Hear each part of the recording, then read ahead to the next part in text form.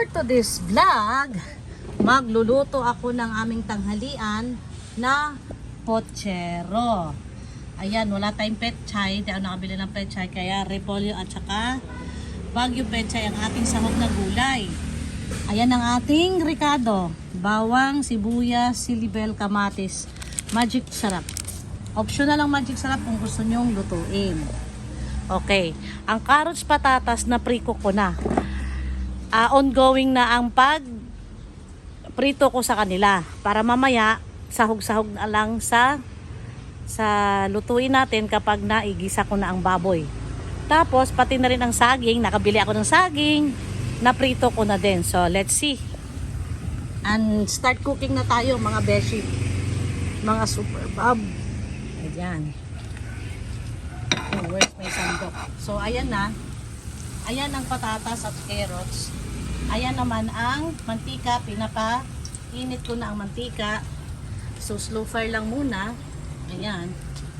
Nasaan yung sandok ko? Natumbang ating tomato paste. Ayan. Teka lang. Kukunin ko lang ang ating nasaan na ba ang ating ayun. Ang ating sandok. Nakita ko na rin. So, let's start cooking. Ayan. Ngayon, ihuhulog ko na ang sibuyas.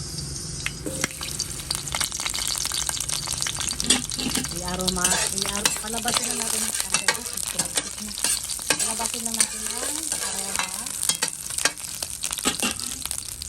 Then, lagyan na natin ang bawang.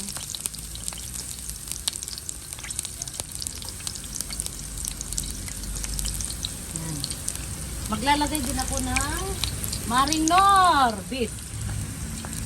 Ayan. Kamusta naman, Maring Nor? Araw-araw na lang kitang kasama, ha? Hindi mo ako naririnig, ha? Ayan. Brown lang natin ng konti ng ating. Ang laki ng casserole ko, guys, oh. Salad master yan. Shout out kay Ma'am Ming. Kung gusto nyong bumili nito, ibibigay ko ang contact number sa inyo ni Ma'am Oneng. Dahil distributor siya nitong salad master. Ayan. Salad master is the best and good for health. Ayan, nag-brown ang ating bawang. Ilagay na natin ang kamatis. Lutuin lang natin ng gusto ang kamatis. Tapos,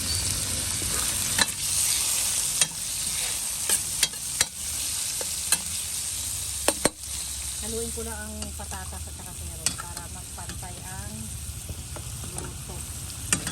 Malapit na maluto.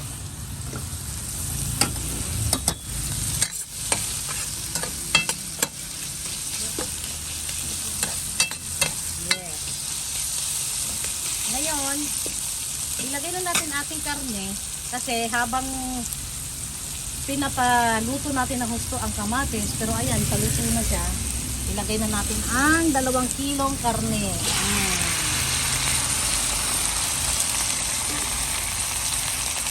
Sabot na yung takip gamay na. Isasangkot sa ko lang to. I-golden brown ko lang to.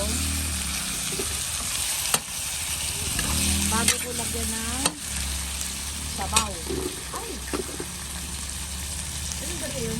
Hindi ko alam. Nakita ko lang din sabi ng dami ng baril. Saka nilin gem ang ano? Pero mas diyan sa nilagay ko, no? Asin. Ano nga nilagay? Ito nakita ko na. Ano siya buwan na? Maglagay lang muna ako ng konting asin. Yan, mga kalahating kutsara para lang magkaroon ng lasa ang ating baboy. So, ang ating patatas at carrots malapit na rin maluto.